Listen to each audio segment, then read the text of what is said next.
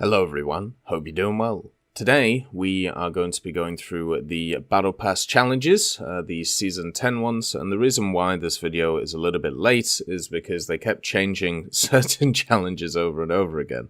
So this will go through all of the challenges that are coming in the good old Battle Pass, and most of them are pretty easy. There is one which I think is going to be an absolute pain to do, but all the rest should be done just while playing. Anyway, if you enjoy the video, make sure to like and subscribe to the channel.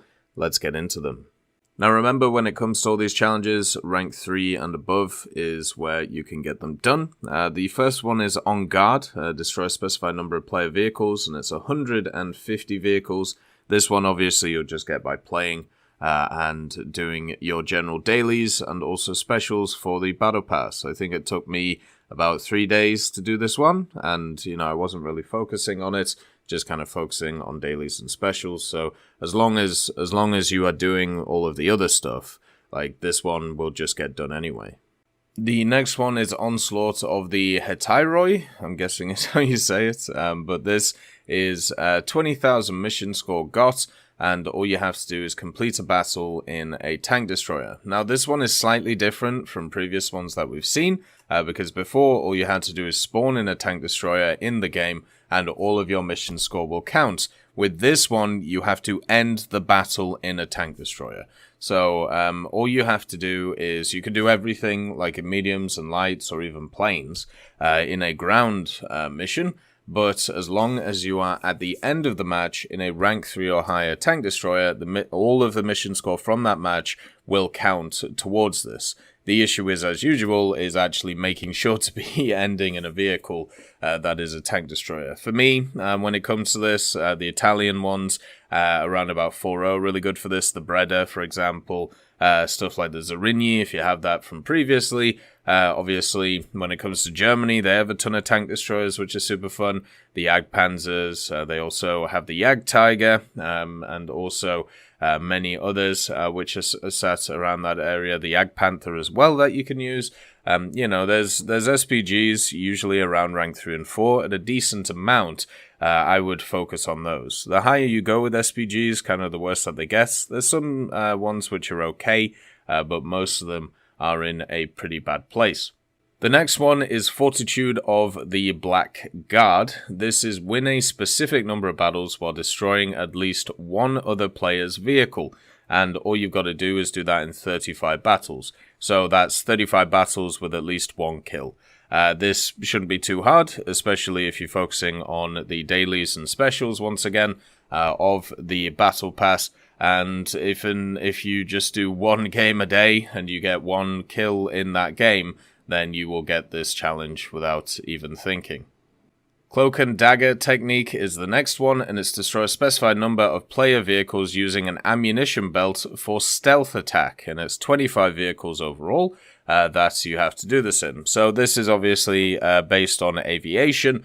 Aviation has a lot of vehicles which have fighters with stealth rounds. If you're struggling to do this in realistic, if you're used to using tracers, just go into arcade for a little bit and they give you obviously the marker to follow and it'll be easy to do. What I would say here is using American vehicles, the mid-tiers, stuff like P-51s, 47s, and Corsairs. You can use them in any game mode because they're all very much multi-purpose and you can get the kills with them there. I'll probably use something like the P-51H for this one, just because it's one of the easier ones. Stuff like the Japanese vehicles are also pretty good for this, because their stealth rounds are pretty good, but yeah, it's just you got to change your ammunition belts up, and if you're struggling with it, it's arcade time.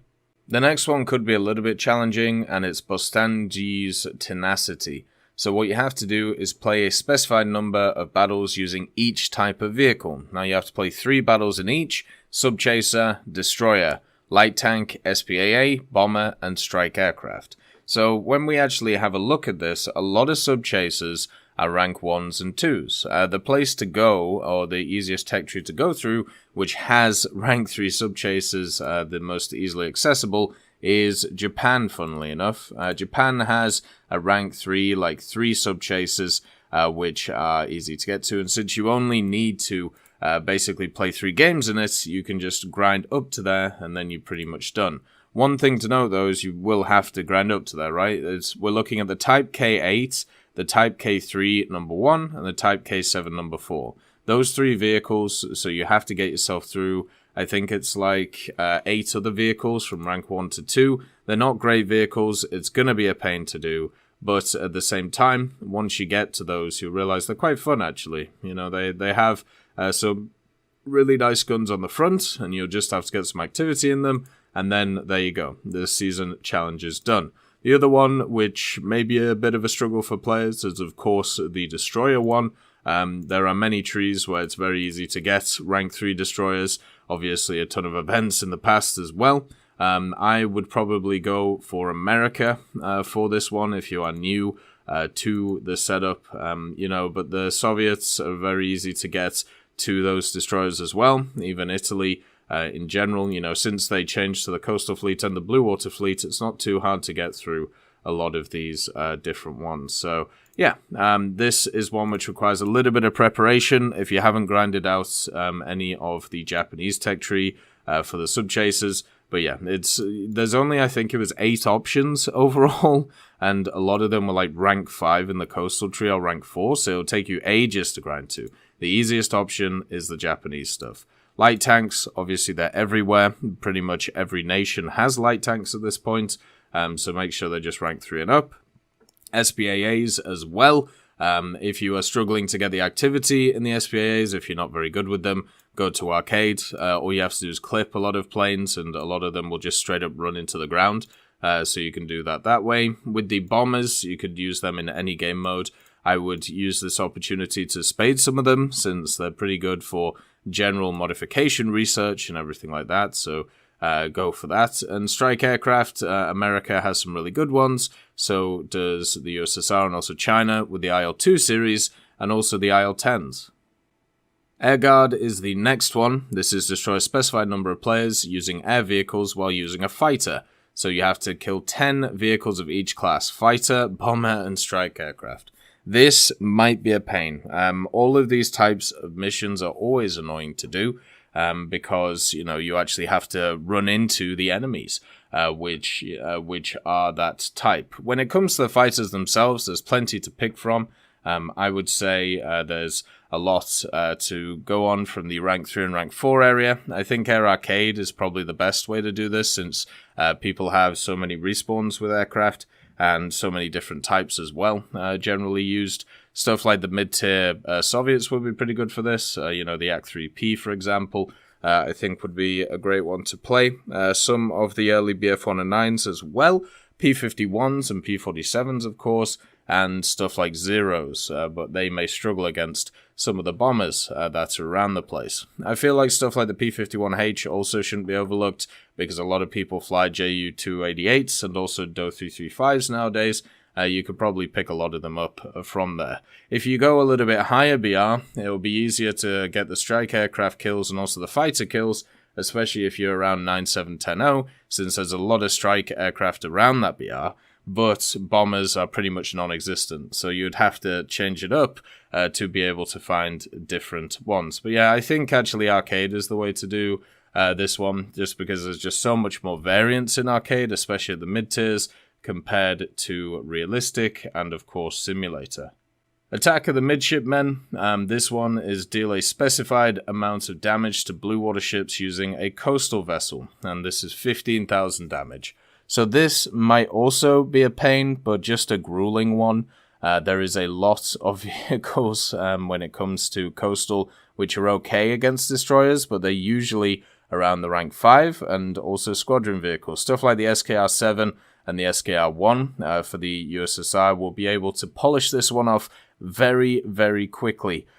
So if you have enough squadron vehicle points, or you want something to research, that one's one to go for, because of the simple fact that it can always do these events really efficiently. Same with the standard winter and summer events as well.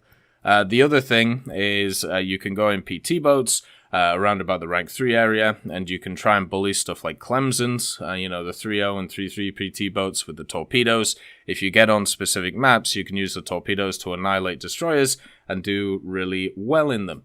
So that's another one that can be done, but usually to be useful at this, you're going to have to be using rank 4s or 5s in the coastal tech trees, which are not easy to grind. So get the SKR7, or at the same time, try and do the PT boats and try and use torpedoes to take out a lot of these destroyers. Once you start getting a few rolling, especially against the earlier destroyers, you'll realize how much damage you actually collectively get from doing stuff like that, and it won't be too hard. 3 Musketeers is the next one. This is receive a specified number of mission points where vehicles of the current season of the Battle Pass were used, and it is 20,000 mission score. So all you got to do is spawn in the vehicle in a match, and all of the score that you get in that match will go towards this. Obviously, if you want to get this done and not buy the Battle Pass, you have to get to level 50 by this point, so that is a goal to hit if you're doing it for free. And if not, obviously the ground option's probably the easiest if you've got the MX-50 at this point. And also, the naval vehicle is pretty good as well. I wish it was slightly lower BR. But yeah, all you got to do is spawn it in and done. You could probably even do this alongside the attack of the Midshipmen with the good old PR-35. Oh, sorry, not the PR-35, the 189 with the rockets on it. Maybe you could spam them at a destroyer. Maybe it could kill it, who knows. The next one is Spear and Hammer. Destroy a specified number of player vehicles using each specified naval weapon. Torpedo, rocket or missile, or anti-submarine rocket launchers. So you have to kill 5 vehicles with torpedoes and rocket, missiles, anti-submarine rocket launchers. So this is an absolute pain. The rocket, missiles, or anti-submarine rocket launchers, there's actually not a lot of options for these. You've got the Saetta in the Italian tree that you can grind out, and then grind out its modifications on it if you want, which is just going to be an absolute pain. When it comes to everything, torpedoes shouldn't be too hard. Shimakaze, which is a squadron vehicle for the Japanese, is probably the easiest to do here, or some of the Japanese destroyers, but I don't think they're rank 3s, so they're not going to count. So stuff like the British destroyers, maybe anything that can create just a nice line. Remember, in arcade, you actually reload torpedoes, so it'll be easier to get those kills over time. For the rockets, missiles, and anti-submarines, as I said, the Saetta or the SKR-7, once again, if anything comes near you in the SKR-7, basically 2 kilometers or less, you can spam the anti-submarine rocket launchers at them, and it can do so much damage, and it can just take them out super quickly. So that would be something to prioritize. There's a few of the vehicles which have similar stuff, like mortar systems and everything like that, but they're nowhere near as controllable as the SKR-7. So that really is one of the only options. So if you haven't got the SKR-7 yet, this would be the time, since 2 of the Battle Pass missions are super easy to do with it. The next one is Gendarme's Blow. Destroy 3 player vehicles without losing your own while driving a heavy tank a specified number of times. So 10 times, basically. So you need 30 kills overall in 10 separate missions. There's a ton of really good heavy tanks in the game. KV-1 ZIS-5, the Tiger H1, the Tiger E also work very well. Then you've got stuff like the M103, T-34 for America. Those are all the ones which, come to mind super quick. I also really like the Conqueror as a vehicle. I think it's super fun. So yeah, you could use any of those guys. The lower you go, the easier it's going to get, obviously. Stuff like the M6A1, the Jumbo are going to work incredibly well. The problem is there's a lot of nations that don't have heavy tanks or don't have a lot of them.